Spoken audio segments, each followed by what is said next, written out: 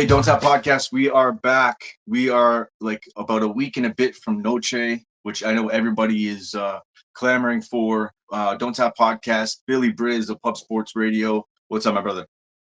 Man, I'm doing good, man. Little bit of reality check-in of we're MMA bettors, not college football bettors over the weekend. So I'm glad to be back in the right space. I kept LFA in New Jersey, so I didn't indulge into the fights Friday night. If you were on, LSU, I'm sorry for you. If you were on Texas, I'm sorry Florida for you. State last night, bro. Or sorry, Florida State. That's I'm there's so many teams. Yes, Florida State and Boston College. Wow, that was a brutal thing to watch. I'm getting into it now, and officially, I'll tell you my team. Of course, you saw the reel I put together for Oklahoma State. There's a couple different reels. We did one for West Virginia, but I'm going with Ole Miss. I gotta go with the team that I want to back. That I gotta sort of be a fan too, as I'm watching college football, because I can't just bet or put out, like content on it. I got to really, pick a team. So I'm going with Jackson Dart and Ole Miss, man. I think they're going to be that guy is just sick. He's going to be in the big show for sure. So, but this is a college football podcast. This is a MMA podcast. So you guys can see what I've been up to. But yes, the Donttap podcast. We are back. UFC Fight Night, Burns versus Brady. Man, we're only coming in with 2 spots this week, short for time on some things. So we're going to come in with 2 spots and a quick parlay. This will be a shorter podcast. I'm going to end up showing you 2 dogs, and you guys can take it for whatever it is. But I'm going to make my case for both. But I'm going to let you jump in first with your first pick of the week, sir. Yeah, I mean, we got to talk about it right off the bat. This is I'm not a value boy, but there's a couple of times a year where my straight money line bets are basically equivalents to what I would put on a parlay. And this is definitely one of the spots here. I mean, granted, Steve Garcia has been on a great run, finishing each of his last 4 opponents. But Kyle Nelson continues to get disrespected by the odds makers. He's on a 3-fight win streak himself. Garcia has been benefiting from these stylistic matchups of people trying to grapple him and defend these takedowns and get a knockout. But we've seen him vulnerable before in these striker versus striker matchups, being knocked out by Maya Shate, being dropped by Nerda and Becky on the regional scene. He lost fights to Luis Pena, Alan Cruz, Ricky Turcois. Those are all strikers. Nelson's had a career revolution, fixing his durability and his cardio, finding a way to win.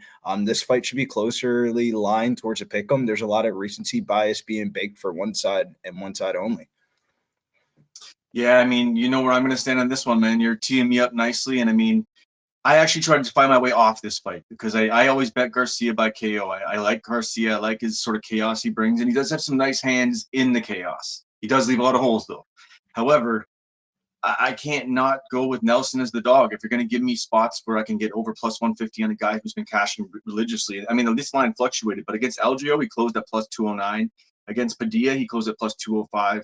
Against Builder, he closed at plus 168. Take those numbers for what it is. It's fight odds. It could be varied, right? But the reality is he won all those fights. Builder was supposed to out-wrestle him. He worked Builder and kept him in his realm on the feet. Everybody looks at him as this clinch, slow style fighter. He's a Muay Thai practitioner who hits really hard and slows like explosive guys down, right? With his style and with his sort of shell up and move forward. He's got the Muay Thai style. He lands his kicks. He's just smart with his selection. And yeah, his punches don't look perfectly techniqued and critiqued, by the highest striker. You may want to rip on him for it. But the reality is it's effective. He's able to take guys and you say what you want. When you have a dog price again and again and again, and the guy continues to cash, I'm talking against like pretty good talent. Fernando Padilla was supposed to knock him out, right? Everybody in Vancouver, he was supposed to. Oh, no, it wasn't in Vancouver. It was in Vegas, I think. He was supposed to finish him. He was supposed to destroy him. That did not happen. That did not happen at all. He ended up sort of slowing him down really early, taking the muster off his punches. And I'm sort of talking in circles here, but he's not just this guy who's going to lean up against the cage. He's a striker. And yeah, that gives Garcia deja vu. What's it? Yeah, it's just show me something new. We have a win condition on one end. I'm not seeing anything new here. We have a guy who's explosive, who can knock you out, and I thought that's what Padilla was. Padilla is that, to be honest. He really is an explosive striker. Yeah. So I don't know. Garcia, the one thing he does have going for him, he does thrive and fire, and he is going to bring it to Nelson. But what Nelson showed in his last fight is he's had enough. He actually does have a little bit of a chip on his shoulder with this stuff. He feels now he can back that chip up because every time I've talked to him, even off camera, he's like, everything's come together for me. He goes, I went from being this explosive guy to then slowing it down, figuring out exactly how to run rounds, and now I feel like my everything's just coming together with my striking and my grappling, and it can all come together nicely. So I mean, even if it, I'm puffing this up more than it's worth, it's still a guy with momentum that's beat the odds 3 times in a row. Just don't parlay against them. That's all I'm saying. Nah, That's my pick for you fuck guys. that. Just don't parlay against them. Fuck that, Cal. I'm being straight up. There is no way in possible hell that you do the process, the tape, the study, the narrative, the script, True. and come away with minus 200 Steve Garcia. Where the fuck? This is all recency bias of Steve Garcia. All right. Well, I hear you there. And then you look at the other side, there's no recency bias being baked in. Like Steve Garcia is fighting some of these people that are like low-key kind of trash, bro. Like, I don't know, man. It's one of those ones where it's past I'm not parlaying Steve Garcia. No, I'm going in with Kyle Nelson, like probably one of my biggest bets of the weekend this weekend. I mean, it makes no sense, bro. It's deja vu. Camp-wise, he's got Cruen. He's got the whole team at Niagara Top Team, even though he's not training yet. He's not a Niagara Top Team guy. It's there at his disposal. It's down the street. Cruelen's just a mastermind and has slowly worked this guy's game, and obviously Kyle himself as well. I mean, when he first came in, let me look at one of his first fights in the UFC. When he first comes into the UFC, I think he gets a finish in his first. So he gets taken out by Diego Ferreira in his first fight. He's coming in, bull in a china shop. He's going in too hard. So he makes adjustments. He starts to now go into a situation where he wants to work decisions last longer. He does that. He gets criticized for that. Goes after Bill Algeo, finishes him. Whether it was like, okay, it was an early stoppage, but I think it was going to finish no matter what. So you can say whatever you want. The fight was whatever. It wasn't worth as much. Yeah, it was. He was tagging him up really badly, and we didn't think that. We thought that he was going to get outclassed by Algeo, and no. Nelson just proves it again. So I know once again I'm clamoring, beating a dead horse. I just think the value's there. But I also like, it's something Slick said on the Dars podcast, I think this fight might not finish. Or this fight finished inside the distance, because I think that what Garcia will do to Nelson is he's going to really force him to bring the chaos. And one of these dudes is going to sleep. Yeah. And so for me, I like even looking at like a underplay or a fight doesn't go play, parlay, whatever the value is. I don't have it in front of me right now. But then also I'll be on Nelson as the dog as well too. So that's my two ways to play this. It's going to be a time prop combined with Kyle Nelson as a dog. There's not going to be any value on the total.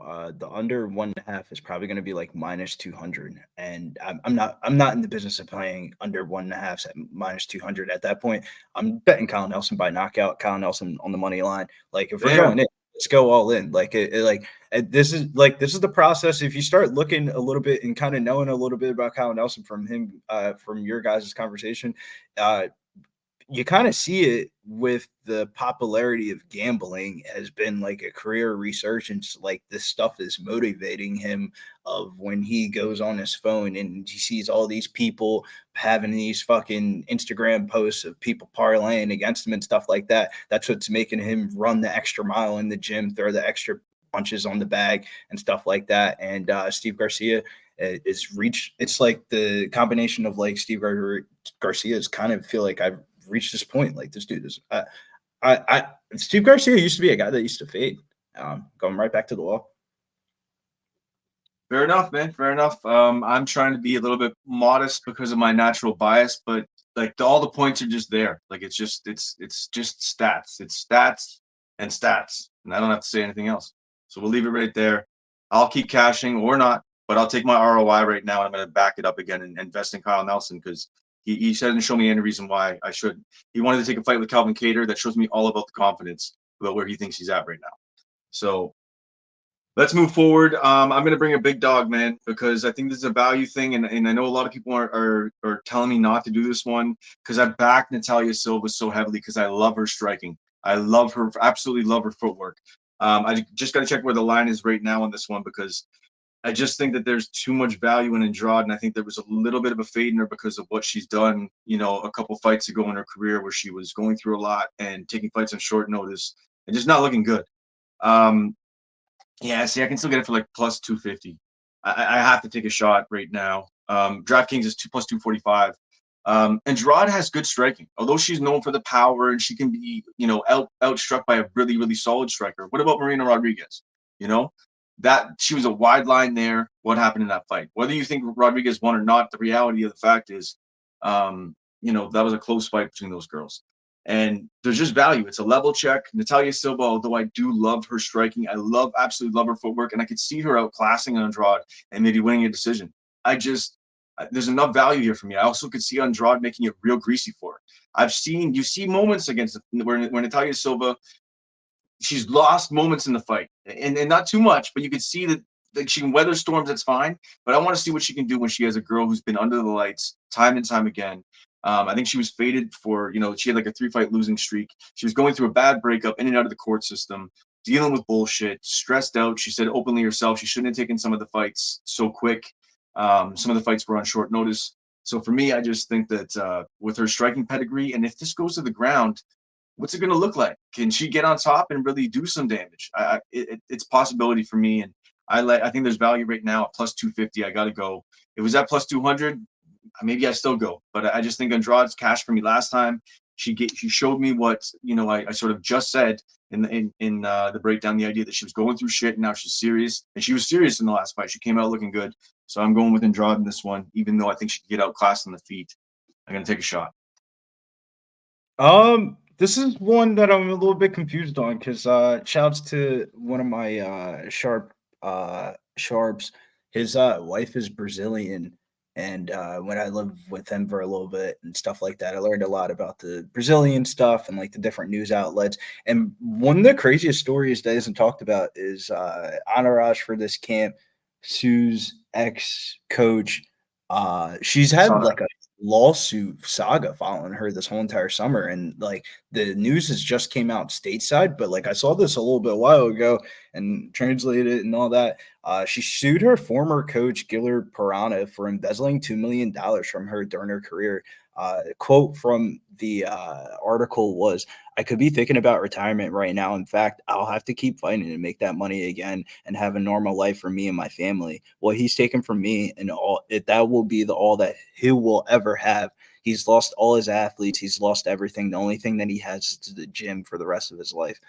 I don't know what to take away from that. There's one angle of like you could go one way or the other. Yeah, I see what you're saying. Yeah, she can go in there and she's about to bite down on her mouthpiece, and this is the old Jessica Entourage, and we're about to see her beat this bitch's ass that never been tested before.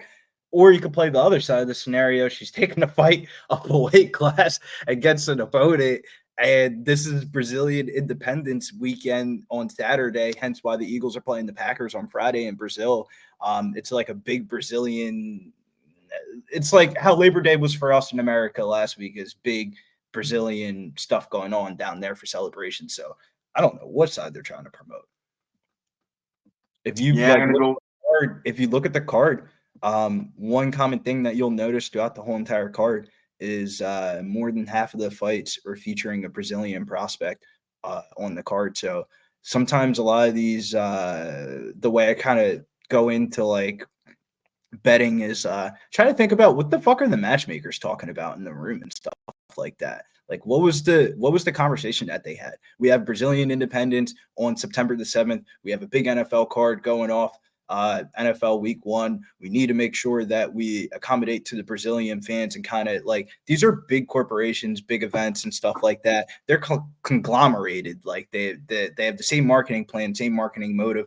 And you see on the card, Jack Reina Norm, Gabriel Santos, Andre Lima, Felipe Dos Anjos, Jessica Anaras, Natalia Silva, Gilbert Burns in the main event. Those are probably some of the most popular Brazilian that haven't already fought this summer that are named like Alex Pereira, Carlos Prates, Barilo, yada, yada, yada. Yeah, no, you're right, man. I mean, as much as I try to shit on you for the narrative thing, I mean, that is one thing you do have to think about when you look at matchups. You'd be like, what were the matchmakers thinking initially? Because sometimes you see it. It's very blatant that it's food. Like the Dogarian fight, that's food, right? They're feeding him food. That's a meal for him, right? So they're just setting him up for a good sort of spot to look really good and continue his win streak. That goes back to the NFL comment about they need certain media, certain clips, certain finishes that they can put into reels and stuff for their social media, the brand and package out to the public that can compete with the NFL week 1. Bro, NFL week 1 is like fucking bigger. NFL Monster. week 1 is damn near like monster, like Super Bowl. Like people are talking Yep. about this for months. Like the line's been up on the books for 5 months. Like the only way you can compete Let's with go Buffalo. yeah, the Sorry. only way you can compete by look at who's the fight on the main card. Trevor Peek versus Yanel Asmu, and that is also my total of the week. I like the under 2.5, Man, all baby. right. I like the under 2.5. If you would have told me that Trevor Peek would have gone to decision in his last 3 fights, I would have told you go buy yourself a fucking lottery ticket and throw me. I'll give you a couple dollars. Throw a couple numbers in there for me because I have no idea how he's going to decision after his Dana White Contender Series and his UFC debut finish. Despite being a raw prospect, he got re-signed by the UFC. This should be a fun, entertaining matchup. If you look at it, the bookies aren't really baking in the stylistic matchup of both guys coming forward, this being a car crash.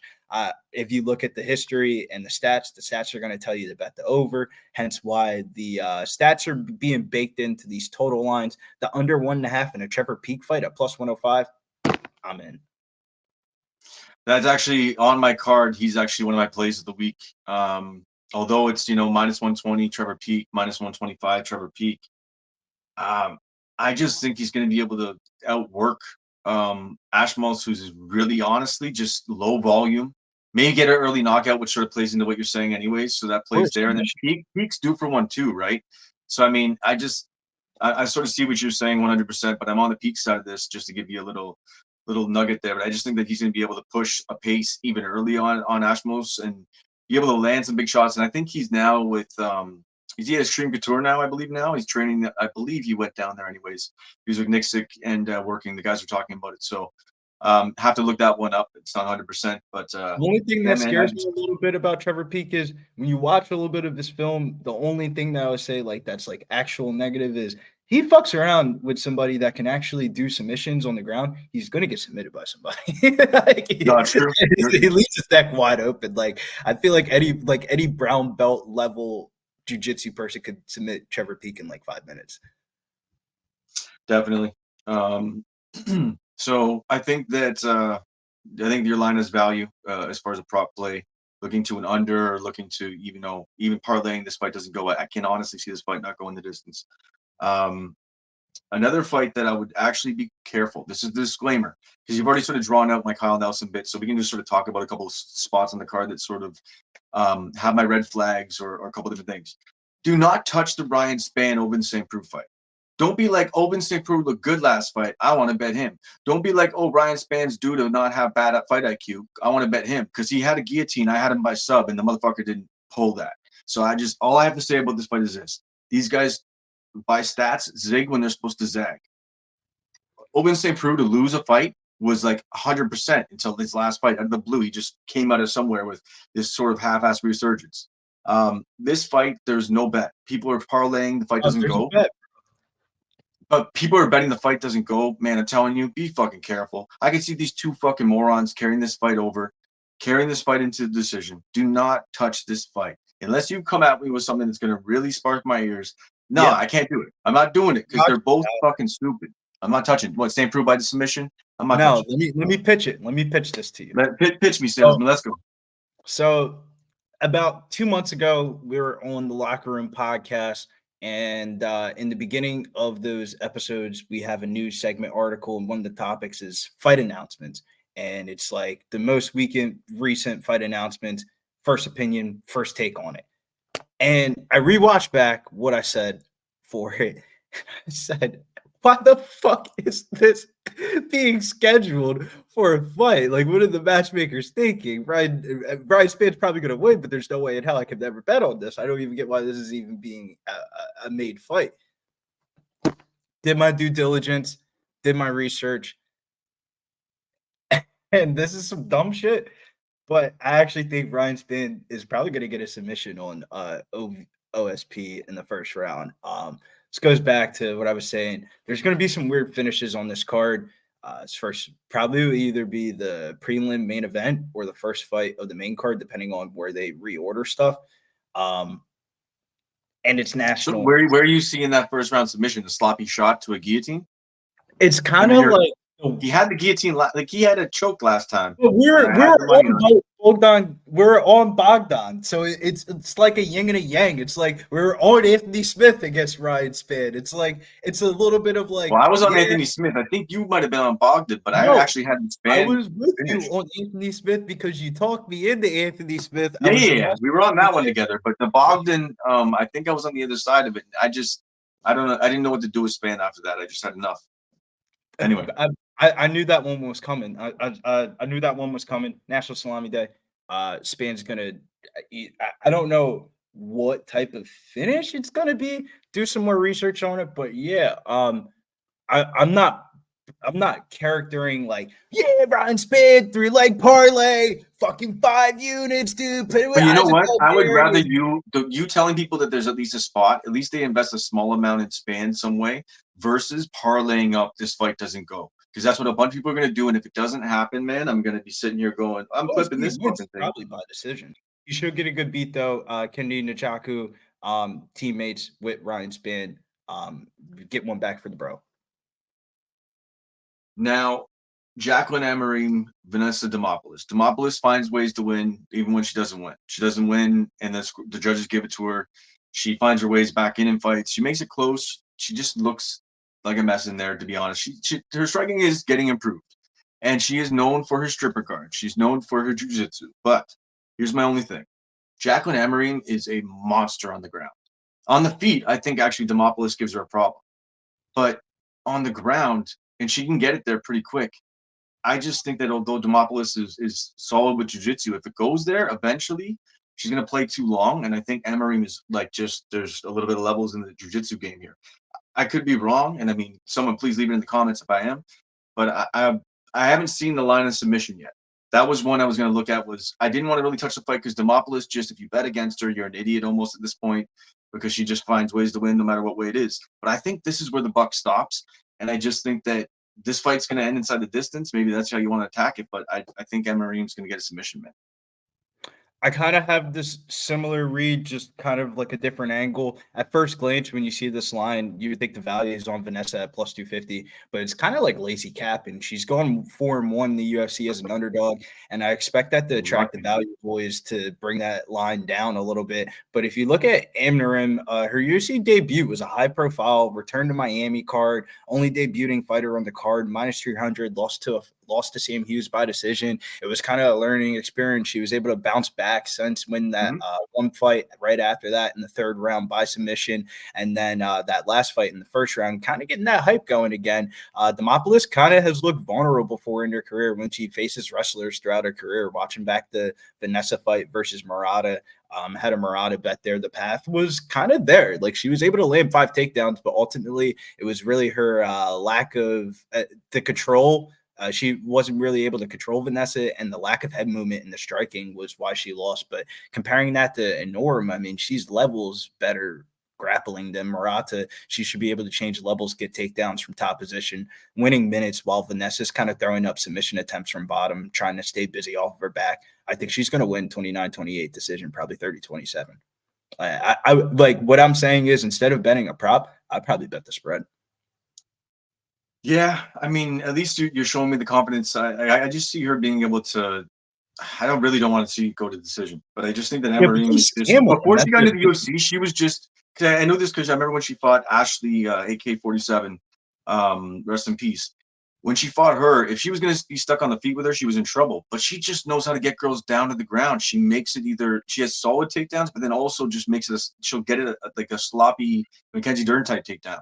And then once she gets there, it's just a matter of time. So it's like, I don't know. It's not that I'm heavy on it. I want to see what the line is, and I don't know if you had said it already by submission, but there's some A value little in bit that of fight for sure. my theory is the fight kind of gives me from like kind of relating it to last week's or the couple weeks ago's card, the Zach Reese type of fight where like you're so clamored on one person winning and then you try to bet the method of victory props and then you're asking yourself after the fight, how the fuck did I lose money if I had the winner? Because you went in for the method of victory props, but you had the winner first. Like the line's Yeah, gonna go I think Like, it's just because I'm scared of sitting with a ticket for Amarim and we go to decision and then it's a robbery. I want to almost feel like I lost already, anyways. I know that sounds well, horrible and masochistic, if but it makes you feel any better, it's Brazilian Independence Day, and Jacqueline Norm is probably one of the upcoming Brazilian prospects on I the get card. it. It's a very common theme throughout the I event. think it's a setup spot that is prettied up a little bit to make it look like it's closer than it is. Yeah, I know that Demopoulos has been good, but I think she's just been sort of prettied up and set up for this. It's like she's almost been built to this point to be served up sacrificially. for this, Does that make she's sense? been built up for this point for for a prospect of this This caliber. is your To time. grab the Yeah. win and kind of like Vanessa's more 15 to 20. I think Jacqueline is more 10 to 15. And we would look at maybe the Petrosky fight, but I'm not touching it because he's knocked himself out on people's hips and then he bores me to sleep in a decision. Did what he had to do to win last time. I'm not even going to argue the point. You were on that, so solid play. But there's not even a point to talk about it. The line's too wide for me to have a conversation. I'm not parlaying it. There's no real money to have there unless you're going to say by No, you can decision. bet. These going to be sniffing crotches for the most part. No, there's a huge there's two things to it that I'll say because I'm a big Andre Petersky fan. I Philly know. boy. That's why I brought him up. I would say the one positive is I think he's a way better grappler than Dylan Bucka, but the caveat to that is the best way to beat a wrestler is to offensively wrestle. So you can see where the dog path is. But I actually think when the method of victory props come out and the double chances come out, Andre Petersky by submission or decision is probably going to cash. Sounds good. Sounds good. And then let's just quickly touch, very graze quickly, who's your pick for the main event, and we'll build a two-piece parlay in a matter of moments. This is one of those ones. This One of is your Philly kind boys. of a gamble for me. I'm going to talk about my betting philosophy, not really about the fight in the films. I mean, everybody's seen these two fight before, and if you haven't, well, go watch something fucking else. I'll give you something that you probably haven't heard. I got to So, weigh. I'm attacking this too. It's a two bet on this one. So you tell. I want to hear what your philosophy is on this one. so the beginning, so with a script, I feel like where people get caught into is they think that's the theme for the whole entire thing and they're following it. It's fight the fight by fight is all going to be different. And in the main event is Gilbert Burns versus Sean Brady. Feels like they're killing off the Brazilians at the end of the night. Like the co-main event is probably going to be Jessica Andrade, Natalia Silva. One of them are going to lose. It's either going to be the prospect that was really hyped up or the veteran that has way more fucking followers and way more people knows loses. Who knows? Then the main event is kind of like I feel like they're going to attract the value bettors to bet Gilbert Burns. If you look at the level of competition, it's not even close. If you look at the way Gilbert Burns fought against Jack Maddalena, it was a very close fight. He was up on the scorecards before he got finished. So from like a betting perspective, the philosophy would say, how do you not bet Gilbert Burns at plus 162? This is basic. American wrestling beats jiu-jitsu 9 out of 10 days of the week. And there's only 7 days of the week, and he has a Daniel Gracie jiu-jitsu black belt. So it's like I think he finds a way to stay out of submissions. The only way I think Sean Brady loses this fight is like any other Sean Brady fight that he always will say, and then it actually happened in his last one. The only way Sean Brady loses a fight is if you clean knock the dude out and like the ref has to like physically pick him up and like say you're out. Like other than that, Sean Brady doesn't lose. He ain't submitting the guy. You're probably not going to outwork him you're not going to outpoint him in a decision. I don't see a lot like Gilbert Burns probably like inside the distance if he wins or something like that. I don't know, man. I just You don't don't see a even need lot. to do that. So I'm on this, and tell me what you think. I'm gonna hit both spots, and I'm gonna be okay with it. Gilbert Burns, DraftKings right now plus 154 dog. I think the line's gonna be a little bit wider by the end of the week, to be honest. And then we'll see. Well, we'll see. I don't think the value boys are going to come out for this one. I think a lot of people are clamoring for Sean Brady, and you'd be surprised. I like Brady by decision. plus Well, it's 150. hard to gauge where the market's going to go because you got to think about a little bit. You use this philosophy in different sports, different states and different fighters and stuff like that, where they represent their market or their demographic, if that state is legal gambling or not. And Sean Brady is from the Northeast, where New York, Pennsylvania, New Jersey, Massachusetts, Connecticut, all legal states that you can gamble in, that are all like a conglomerate. A lot of the stuff that we see in the market and the stuff like that, those are all based off of New Jersey, New York, and Vegas markets. So it's like it's going to be skewed. That's why the books have him as such a big favorite. They don't want it. If they were, if I don't know, if they were, he's such a big favorite because they don't want to take straight bet money on him. Like, yeah, they'll let you lay the fucking minus 200 and play your chances because a lot of people are probably going to parlay Sean Brady, and that would be the last like parlay piece or something like that. Yeah, So, but it doesn't leave a bad hedge, and that's probably another reason why it's there too, right? It's setting it right up. but I think they're going to slice. They're going to slice the parlays up where the main event winner probably doesn't really matter too much.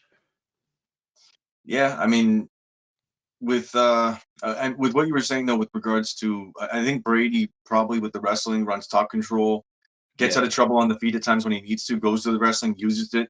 We'll have a rinse and repeat of, say, Burns getting back to his feet, maybe landing some shots, Brady even landing some decent stuff on the feet. Then it gets back to the cage, and it's going to be a rinse repeat of maybe attack of submissions, but wrestling dominates in those situations. And Brady, I think, wins a unanimous decision. I think that's really how this fight goes. yeah. The over and everything else doesn't like it's decent. Like even to go decision, it's minus 110. But then I I don't think want to there's no bet it point in though. touching it this way. It's better to go Brady by decision. I like it, and then hit. I I like would not. I Burns would money not line. rule out Sean Brady submitting Gilbert Burns. Sean I don't Brady know. is if we're talking about pure jujitsu, grappling contests and shit like that, he's fucking with everybody that you're seeing on I these know, but at the lists. highest level, it's so hard to call a submission off. I'm not saying. I'm just saying. I'm not. Why bet the Yeah, yeah, if no, I get it. it's minus 200? The decision is perhaps going to be minus 110. At that point, you might as well just bet Sean Brady to win and fight to start round two and bet the minus 150. And like I would not rule out there if Sean Yeah, you Brady's know what? You talk me. You know what? That's right. That's the better way to do that. You do Sean Brady fight to start round two, something along those lines. Then your chalk is a little bit more worth it. It feels a little bit more safe than fight to go to decision.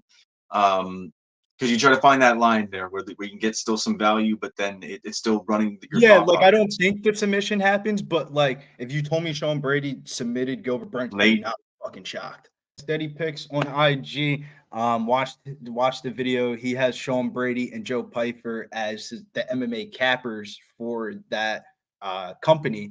And I was just trying to see, like, can we get any insight, any inclination? And when this fight came up, Joe Piper said, Sean, I don't want to disrespect you or anything like that. But submission or by decision, Sean Brady, that's the bet.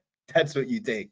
And Sean was looking and he was like, I mean, I'm not gonna tell you wrong. And I was like, yeah, that really is the bet. Like all jokes aside, if Sean Brady ground and pound knocks him out, okay, but that's the reason why we're gonna go Sean Brady to win and fight to start round two. The like any method of Yeah, victory, not a just bad way to do it. 5 minutes. Not a bad way to do it. Not a bad way to do it at all. And shout out to actually MMA Locker Room. You're talking about another podcast. Just the quality of content just went all of a sudden.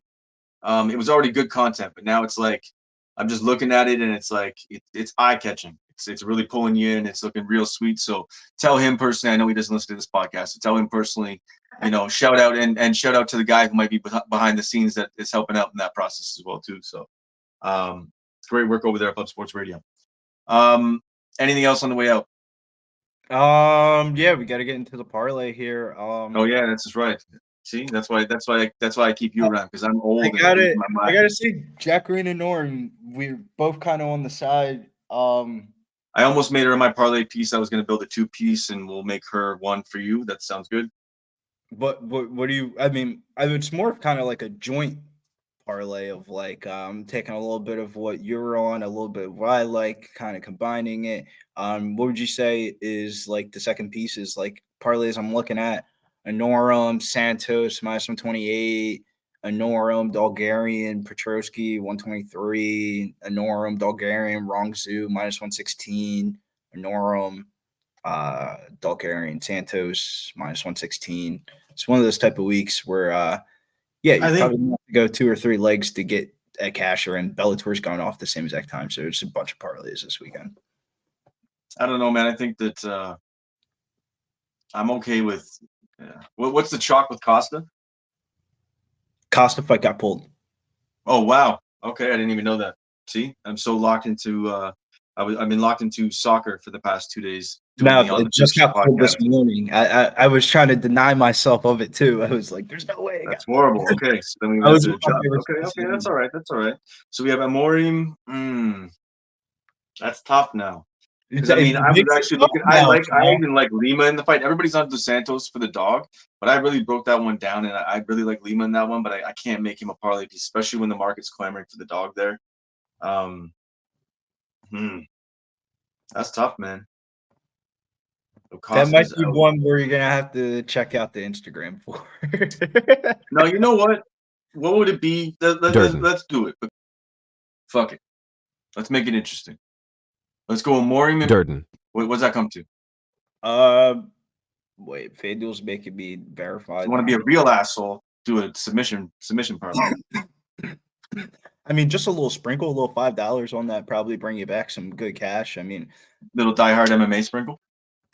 people got to understand. I mean, not every bet that you're going to make in your life is going to be like fucking $1,000, $200, $100. Like, it's okay to put in your little $5 fucking DGen parlay and not tell anybody. Yeah, whatever your bankroll is relative to you. Just if it's low, don't try to pretend you're a baller. Shut Yeah, the fuck up. don't say Shut the the five fuck up. unit. Don't say the 5 unit thing. You're really only putting $100 on it. Yeah, like I remember even I dabbled in trying to put out samples of units, like to help people like roughly to gauge what kind of unit value you would want to put on something. But it looked like I was putting out unit values, like I was putting up big units, and it's like I didn't even want to do that because I know my bankroll. Desiree, and to go over it one more time for you degeners that are just going straight to the end of the video, spots of the week. Cal just read off the Donttap podcast parlay. We have a collab play with Kyle Nelson as it's honestly probably going to end up being the underdog in the night with the way the odds are turning off. And then total of the night for me was Trevor Peak. You're now under 2.5 plus 105. Cal was on the Trevor Peak side. And the other spot was the Inoram by submission an official spot for you besides the Jessica Anaraj money line play? Yeah, I mean that's gonna be a prop that I'm gonna throw out there, but Andrade was one of my dogs. I just think there's too much value at plus 250. You know, if you're getting under plus 200, I can see where you don't want to mess around with it, but I just think there's value for a bet. So yeah, plus 250, Jessica Andrade. And I'm gonna throw out a submission parlay actually. And don't at me if it doesn't cash. Nathan Fletcher, Jacqueline Anorum, Isaac Bulgarian, 3-leg submission parlay. What is that? Waiting. Yeah, I guess you won't see it. Yeah. Sorry, I'm just like, The oh only shit. reason I said Nathan Fletcher by submission is summarized in about 10 words.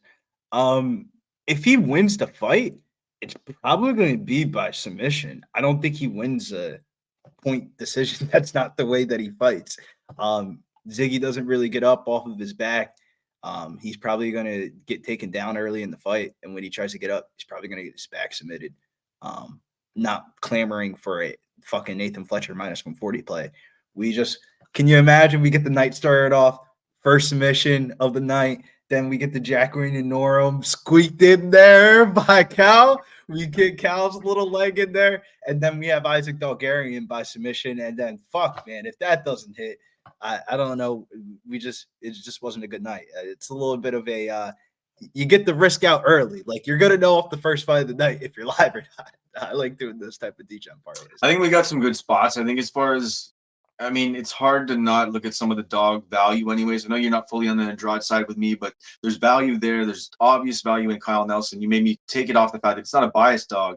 It's just a straight up, it's the best value on the card probably. Best value As far on the as card. if you look at stats, you look at tape, you look at everything, it only makes sense. But You guys keep parlaying against him, and even if he were to lose a close decision, I hope you sweat like a motherfucker.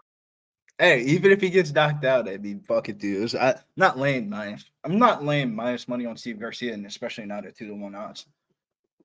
Yeah, 100%. And that's a guy you pretty much always just bet KO, right? So you're betting his prop in one condition of winning versus I think if it goes to decision now, Kyle Nelson wins. So yeah, pretty much locked and loaded. I know it's Dana White Contender Series tonight. I've sort of told I'm staying off that. I don't want you necessarily to put your picks out now because they will not be out likely before the show tonight. But Dana White Contender Series, how has it been treating you quickly on the out? Yeah, man. That's actually we're about to get on to doing that Ogden. right now. So see you guys out here. Make sure you guys follow me over on X, getting Bills _ over on Instagram, Billy Bruce DFS, and check out the stories, man. Got the game hub, got the little content going. You'll see the reels, and the reels always make people money. I mean, fuck, Rico was hot last week too. So let's get it. Him and Tawana. Shouts to Cal doing the work behind the scenes. So always nice with you. Much respect to all of you out there in Donttap land. Tune in to the Donttap podcast. We out.